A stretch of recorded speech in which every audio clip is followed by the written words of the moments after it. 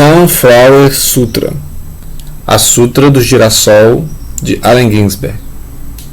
Caminhei junto ao cais metálico, onde outrora descarregavam banana, e me sentei à sombra imensa de uma locomotiva da Southern Pacific para olhar o pôr do sol sobre casas, caixotes, colinas e chorar. Jack Kerouac, companheiro, sentou-se a meu lado sob um maço de ferro quebrado e enferrujado. Pensávamos os mesmos pensamentos da alma, sombrios e de olhos tristes, envolvidos por retorcidas raízes de aço das árvores da maquinaria. Olha o girassol, ele disse, e lá se erguia o cinzento vulto inanimado contra o céu, da altura de um homem, em cima de uma ressecada pilha de antiga serragem. Rápido me levantei encantado. Era o meu primeiro girassol. Memórias de Blake, minhas visões. Harlem. O cinzento girassol suspenso contra o sol poente, rachado, desamparado, sujo pelo fumo, fuligem, fumaça de velhas locomotivas no olho dele.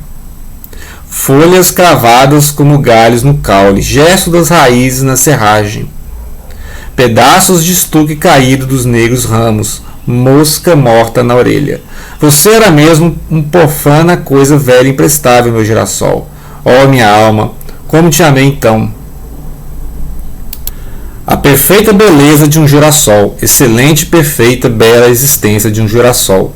Doce olho natural virado para uma nova lua maneira, despertado, excitado, vivamente agarrando na sombra do crepúsculo, a aurora nas douradas aragens. Nós não somos nossa pele de imundície, não somos nossa erma terrível empoeirada locomotiva sem imagem. Por dentro somos todos dourados girassóis, abençoados por nossas origens e corpos pelados, realizados, crescendo dentro dos loucos formais negros girassóis ao crepúsculo, vigiados por nossos próprios olhos à sombra da maluca locomotiva, na beira rio, sol poente, colinas de Frisco, sentar-se metálica noite, visão que vem. Allen Ginsberg, 1955. O Ivo, 1955. Sagrado, sagrado, sagrado. O mundo é sagrado. A alma é sagrada. A pele é sagrada. O nariz é sagrado. Tudo é sagrado. Todo mundo é sagrado. Todo lugar é sagrado. Cada dia está na eternidade. O datilógrafo é sagrado. O poema é sagrado. A voz é sagrada. Aqueles que ouvem são sagrados. Ó, sagrado perdão, piedade, caridade, fé, sagrados nossos corpos, sofrimento, magnanimidade. Trechos de Whole, Time Hall, de Allen Ginsberg, 1955. Saudações! Começamos então esse vídeo hoje com a lista dos 10 livros fundamentais para o poeta arquiteto João Diniz, com Allen Ginsberg, poeta da geração Beat norte-americana, estadunidense, com trechos de Hall, ou Ivo, que tem várias traduções do Brasil, a gente conhece mais do Cláudio Willer, né? E o poema, né, o Ivo, faz parte do livro que foi publicado foi lançado em 55, mas foi censurado, né, e devido a processos legais foi publicado só em 56. Então a obra é de 55, foi publicada em 56 e inclui O Supermercado na Califórnia, com homenagem ao Walt Whitman. O Walt Whitman é aquele poeta estadunidense, século XIX, que falava da importância do corpo e da alma, né? Então ele é o poeta do corpo e o poeta da alma. Então, né, essa ideia de desvalorização do corpo, né, na sociedade cristã ocidental não existe para a poesia do Whitman nem para a poesia Beat. O corpo e a alma estão lado a lado, né? E tem a Sutra do Girassol, que já começa aquela mistura de Blake com budismo, né? Blake com Whitman. Então esse orientalismo, né, essa necessidade mística que o Ginsberg tinha, né? Então o Ginsberg lia o Nietzsche, né, também, né? O Ginsberg lia o Nietzsche, lia o Blake, lia budismo, e ele misturava ali o judaísmo também. Então os interesses espirituais do Ginsberg, né, são muito grandes. E tem o América, né? Ou seja, é um daqueles livros que sofreram processo, e conseguiram vencer a censura, né? Tá na lista, né, daqueles livros sobre o processo, com a Madame Bovary, do Flaubert, né, Flores do Mal, do Baudelaire, e o próximo livro da lista, que é o do Henry Miller, também estadunidense. O Henry Miller publicou o Trópico de Câncer em 34, o Trópico de Capricórnio em 39, e publicou depois uma sequência, né, Sexus, Plexus, Nexus, ao longo dos anos 40, 50 e 60.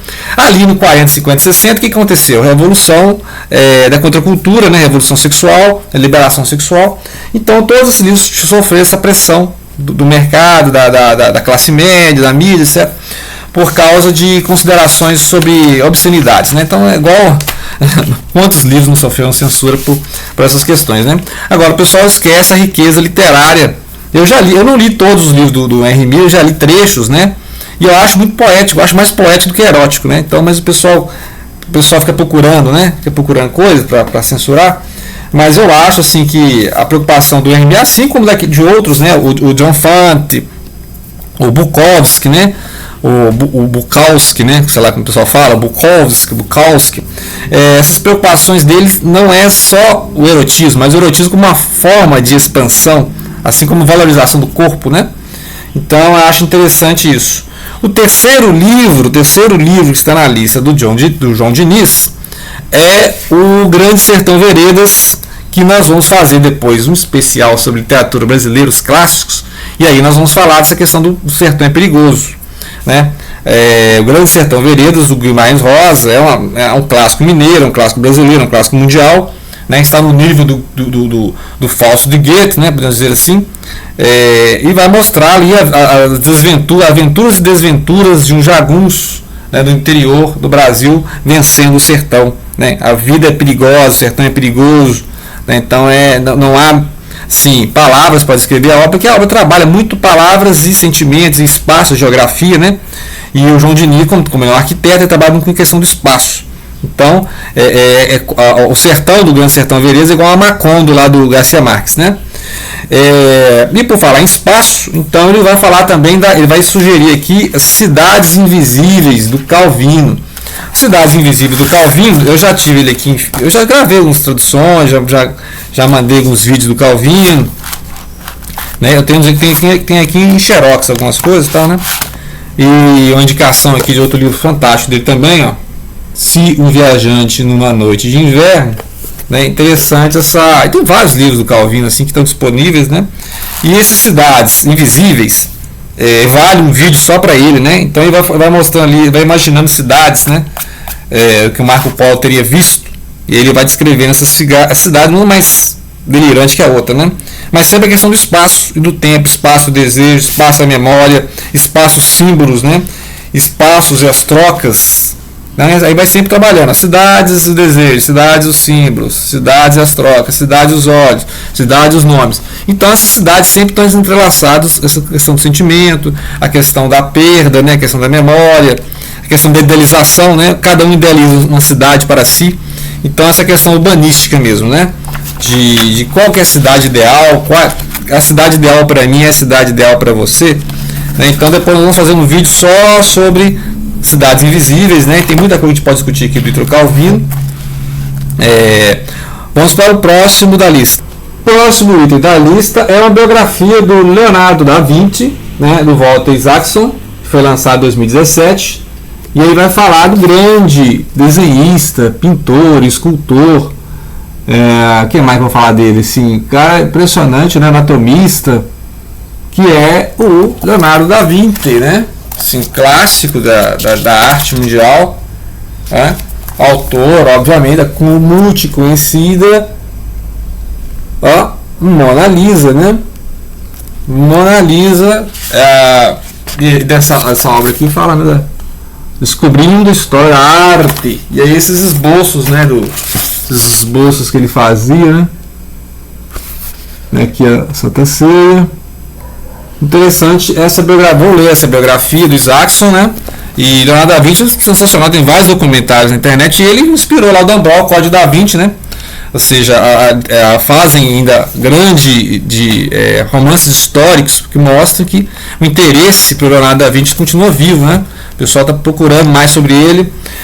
O próximo o próximo item da lista é outro que trabalha também com figura, com pintura, com gravura, com escultura, que é o Marcelo Xavier, que lançou a Estranha em 2015. Estranha porque ele é como se ele se refere à cadeira de roda, né? Porque o Xavier ele é um cadeirante e tal. Mas aqui eu não tenho a Estranha, mas tenho esses alguns livros aqui, né? Que mostram a arte dele trabalhar com massinha.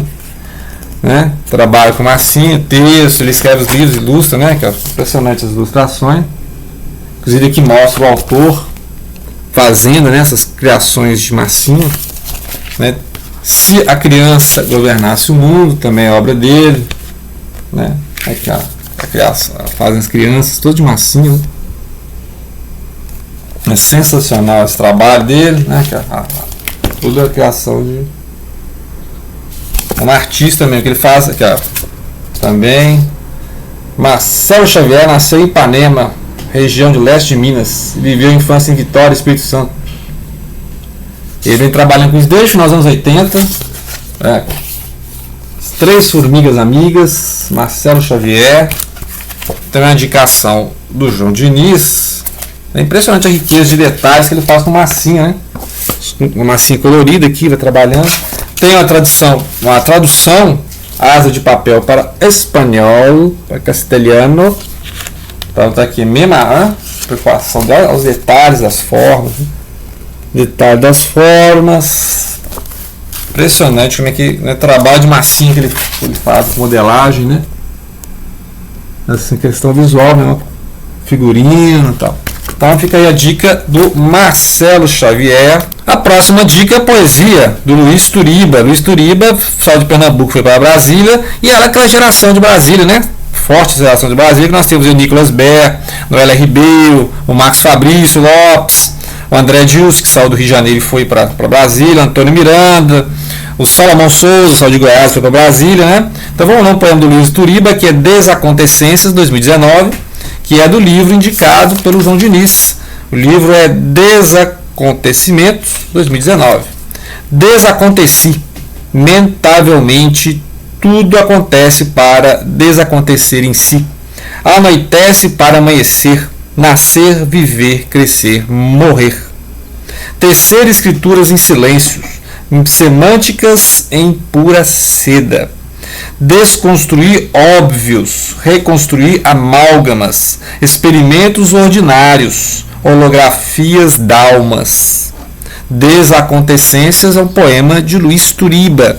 Vamos arrumar esse livro, vamos comentar com certeza, hein? Aguardem essa listinha desafiadora por isso, hein? Então nós estamos aqui no. O próximo é o Monstro da Perfeição. Não tem, que é é um contos, né? Do Rodrigo Leste. Do Rodrigo Leste tem isso aqui, ó. Labirinto de Machado de Assis. Labirinto de Machado de Assis, que é de 2006, né? Esse livrinho aqui é 2006. E muitos contos se repetem. 2006 e muitos contos se repetem. Inclusive aqui, ó, Monstro da Perfeição. O Monstro da Perfeição está aqui, né? Labirinto de Machado de Assis, né? Que também é um conto. E interessante essa obra do que ele é bem irônico, assim, né? Porque aquele conto bem Machado de Assis, né? O cara, por exemplo, esse aqui do Monstro da Perfeição, o cara preocupado com pelo no nariz. Esse cara preocupado. Então é interessante, assim, essa obsessão com pelo no nariz, umas coisas assim meio irônica, satírica, né? E ele é poeta também, né? Rodrigo Leste também é um poeta, igual o João Diniz. Mas isso aqui, ele tá publicado, tem publicado também contos e teatro, né? Também ele é ator. Então fica a dica aí, que é o Monstro da Perfeição, que é 2022, e tem alguns contos desse aqui, de 2006, Labirinto de Machado de Assis. A próxima dica é de fotografia, né? Falando do fotógrafo francês Henri Cartier-Bresson. E é uma biografia escrita por Pierre Assouline, que é um jornalista francês e marroquino e francês. Então essas imagens, né, tem várias fotos na internet aí do Henri Cartier-Bresson, que é aquele fotógrafo que sai pela rua, né? Ele sai pela rua pegando imagens. E tem várias, né? Eu pesquisando sobre fotografia, assim, que não é muito a minha área, mas graças às pesquisas que eu faço aqui para o poema do João Diniz, né? Tem o João Diniz que trabalha com fotografia. Descobrimos outros, né? Tem outras fotografias Tem o Eduardo Rubat, tem essas fotografias, interessante, né? Tem a fotógrafa, né, americana, estadunidense também, Viviane Maia, né?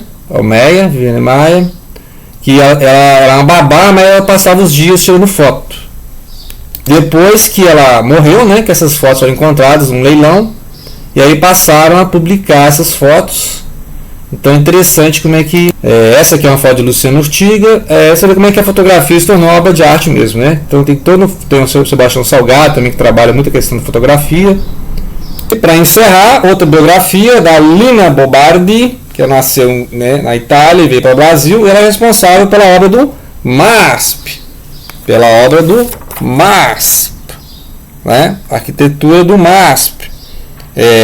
Então ela viveu de 1914 a 1992, e essa biografia é escrita pelo Francesco Perota Bosch, que é um arquiteto do Rio de Janeiro, e vai falar, né, das várias obras da arquitetura, né, da Lina Bobardi. Não conheço a obra, né, da arquitetura, mas graças a esse desafio do João Diniz, poeta arquiteto, nós vamos então conhecer mais sobre a Lina Bobardi, que é essa autora fantástica para a arquitetura do Brasil, que não é só o Niemeyer, né? Grande Niemeyer, mas nós temos vários outros artistas da escultura, né? Da arquitetura, das artes visuais, da fotografia, né? E é isso, agradeço a lista do João Diniz, vou pesquisar mais, prometo que eu vou ler pelo menos mais uns 3 a 4 livros dessa lista, e aguardemos mais listas, nossos atentos leitores e que estão inscritos aqui. Agradeço a atenção de todos e compartilhem.